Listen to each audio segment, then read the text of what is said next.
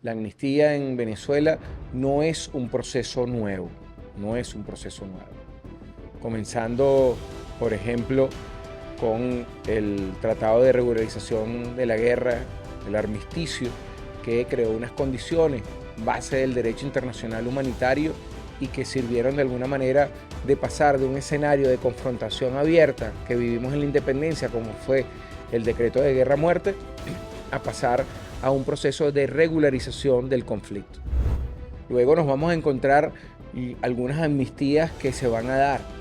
Recordemos, por ejemplo, el caso de Cipriano Castro, en el momento en el cual se produce la agresión contra Venezuela en el año 1902, el llamado bloqueo. Castro perdona a el Mocho Hernández, que se incorpora en la defensa de la República.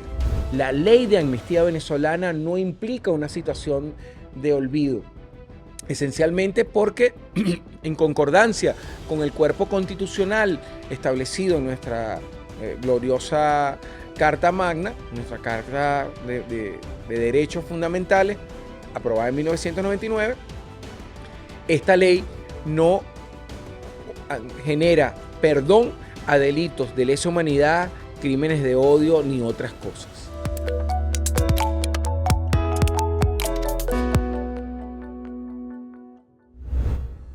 Bienvenidos a un nuevo capítulo de Así lo vemos por ANTV, porque no hay futuro sin memoria histórica. Hoy vamos a analizar un tema que está, sin lugar a dudas, en debate dentro de la opinión pública. La ley de amnistía, recientemente aprobada en primera discusión y sugerida por la presidenta encargada Delcy Rodríguez y presentada ante la sesión ordinaria de la Asamblea Nacional por el compañero ex canciller de la República, Jorge Arriaza. Y obviamente tenemos que empezar este análisis por una precisión, un recorrido histórico. La amnistía en Venezuela no es un proceso nuevo, no es un proceso nuevo. Comenzando, por ejemplo, con el Tratado de Regularización de la Guerra, el armisticio, que creó unas condiciones base del derecho internacional humanitario y que sirvieron de alguna manera de pasar de un escenario de confrontación abierta que vivimos en la independencia, como fue el decreto de guerra-muerte, a pasar a un proceso de regularización del conflicto, sobre un principio que es cardinal. La paz no significa necesariamente la desaparición de las diferencias, pero la paz siempre tiene que significar que sin desaparecer las diferencias, podemos tratarlas sin llegar al punto máximo de la aniquilación del otro. Y esto es una idea que es sumamente importante en el contexto, en la profundidad desde el punto de vista del derecho, como desde el punto de vista de la filosofía de la vida que está implícita en la ley de amnistía. Y obviamente hay que hacer un recorrido histórico. Como les señalo, comenzando por el Tratado de Regularización de la Guerra de noviembre de 1820, pasando incluso por las acciones del Gran Mariscal de Ayacucho en 1824, al finalizar, ofrece una paz importante que rinde honor al vencido. Decía, gloria al vencedor, honor al vencido. En un proceso que lo que buscaba era de alguna manera cicatrizar las heridas de un conflicto que comenzó en 1810 y que para 1824 tenía 14 años ininterrumpidos de violencia irrestricta. No será la única ocasión en la que se presenta de alguna manera una situación de indulto o una situación que significa la prescripción de un delito. Debemos recordar la llamada Conjura Septembrina de 1828, encabezada por Santander y que pretendió realizar un magnicidio contra el libertador Simón Bolívar y fue objeto de la condonación de un indulto que fue sustituido, ese perdón de la vida, por el exilio en un momento determinado. No será, insisto, el único momento en nuestra historia.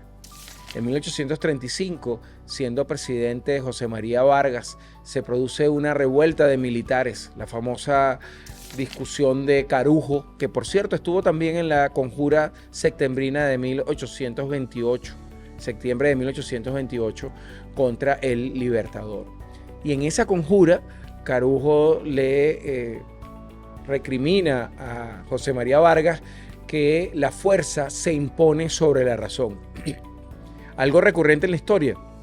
Debemos recordar también, o debo yo recordarles, el capítulo de la Guerra Civil Española, cuando el gran filósofo y profesor universitario Miguel de Unamuno fue también detenido, y el oficial de la Guardia Civil, de la Guardia Fascista Española, también le espetó algo muy parecido.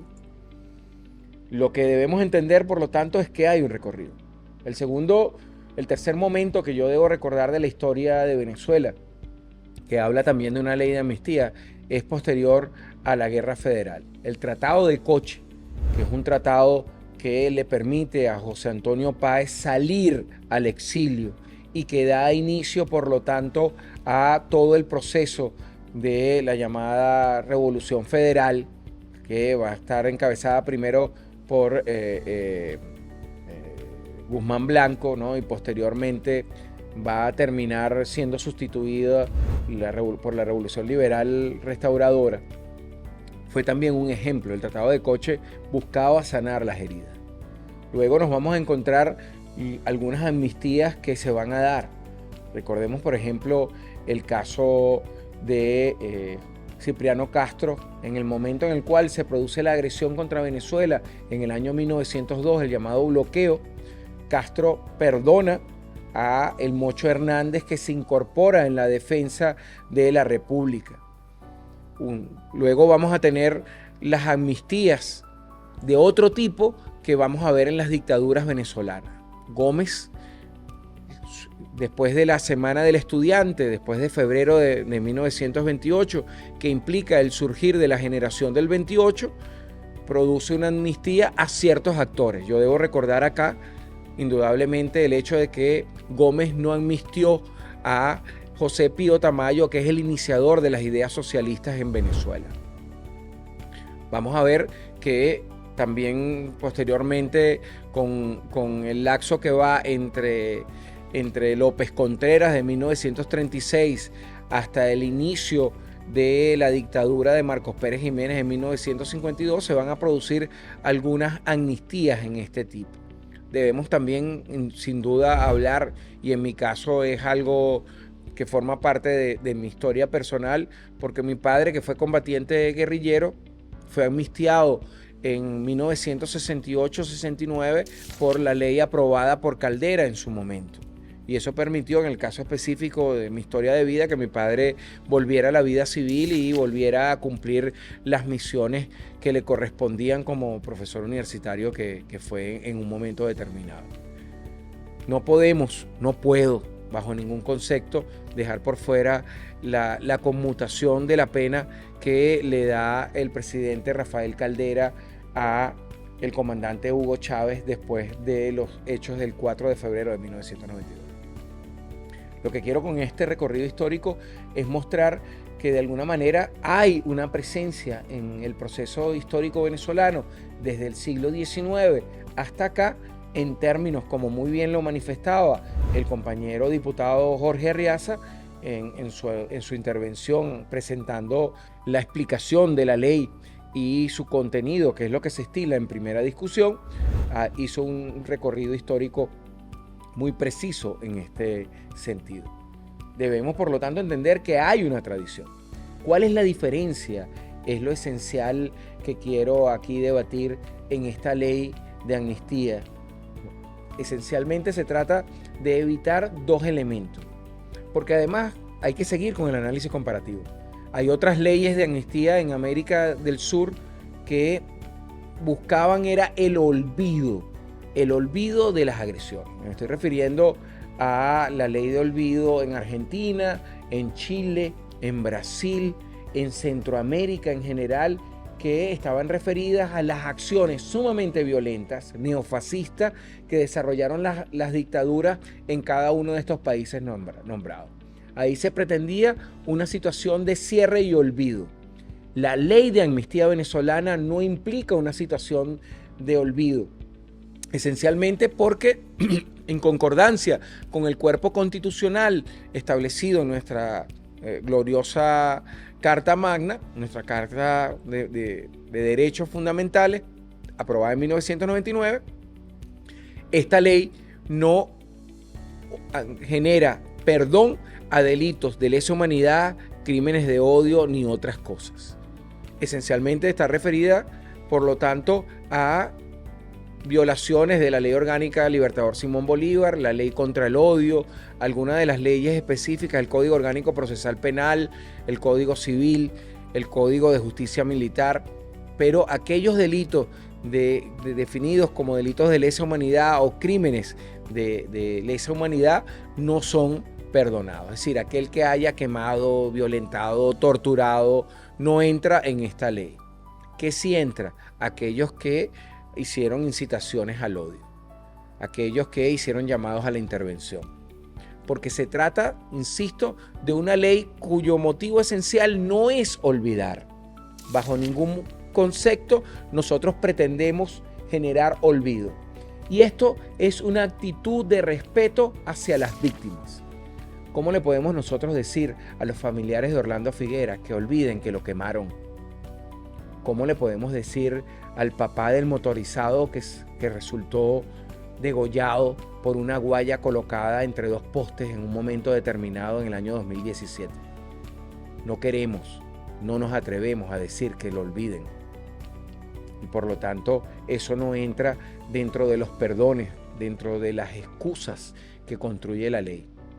Lo que sí trata la ley, y es el fin esencial que procuramos, es volver a abrazarnos, volver a encontrarnos, volver a entender que podemos hacer política con mayúscula, que podemos construir una paz donde no necesariamente estemos de acuerdo, pero que sí podamos convivir, que sí podamos llegar a evitar el extremismo de la aniquilación del otro.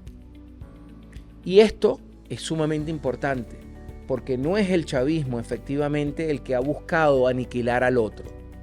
Nosotros hemos visto y hemos sido testigos en Venezuela de expresiones de la ultraderecha y el ultrafascismo, que hablan de la aniquilación de todo aquel que signifique que milita en esta revolución, que es una revolución amorosa, que es una revolución que insiste en el encuentro.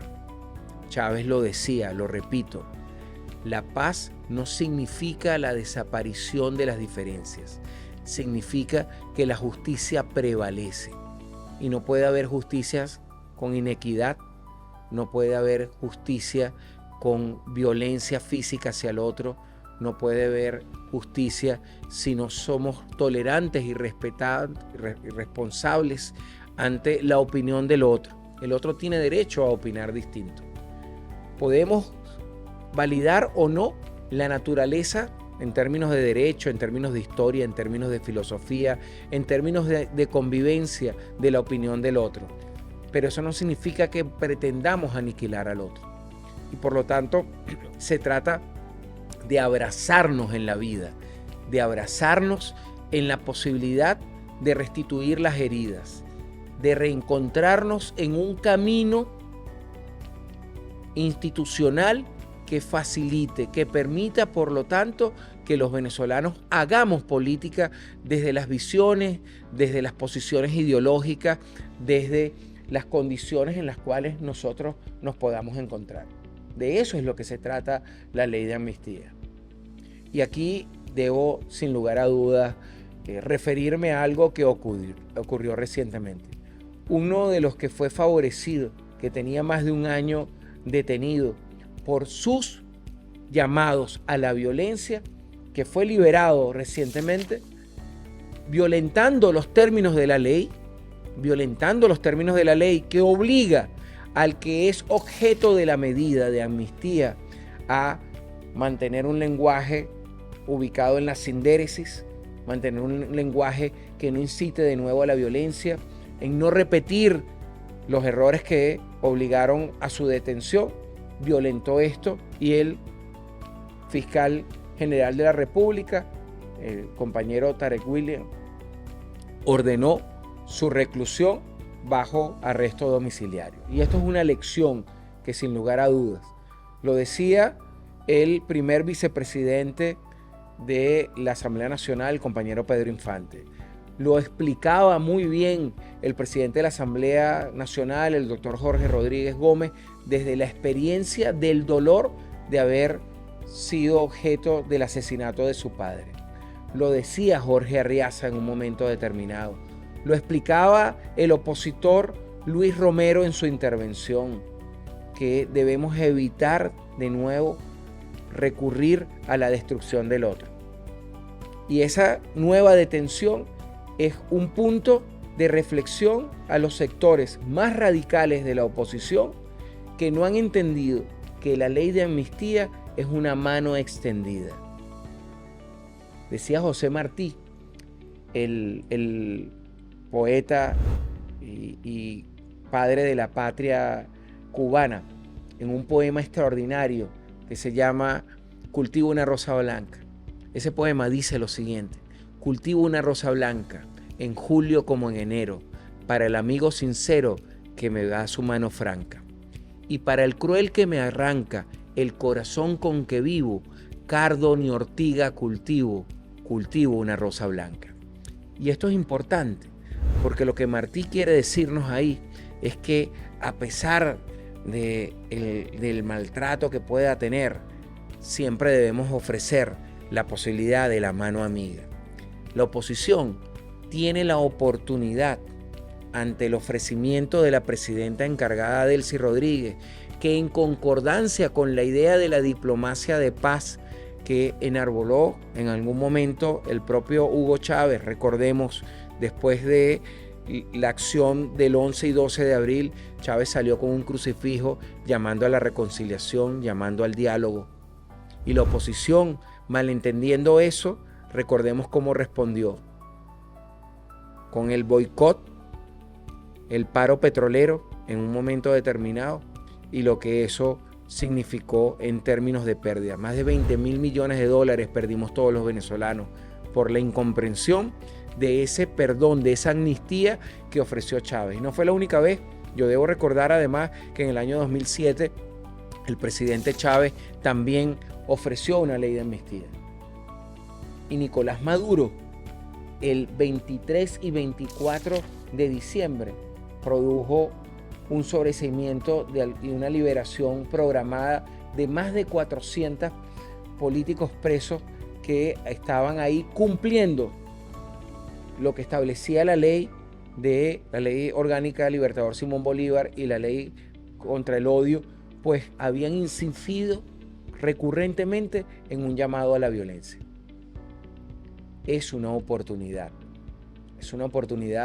para de alguna manera sanar las cicatrices.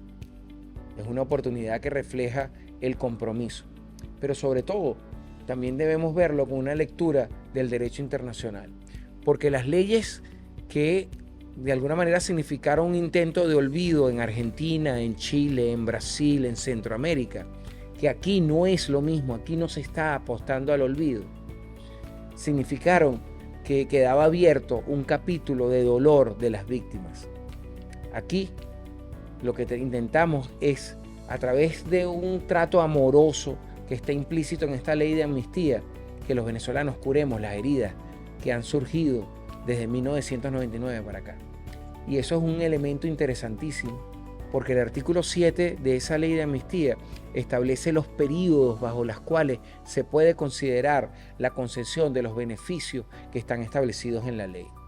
Los distintos momentos, las distintas circunstancias de elevación del conflicto que múltiples veces, y esto hay que decirlo con toda responsabilidad, múltiples veces nos estuvieron a punto de llevar a una situación de guerra civil.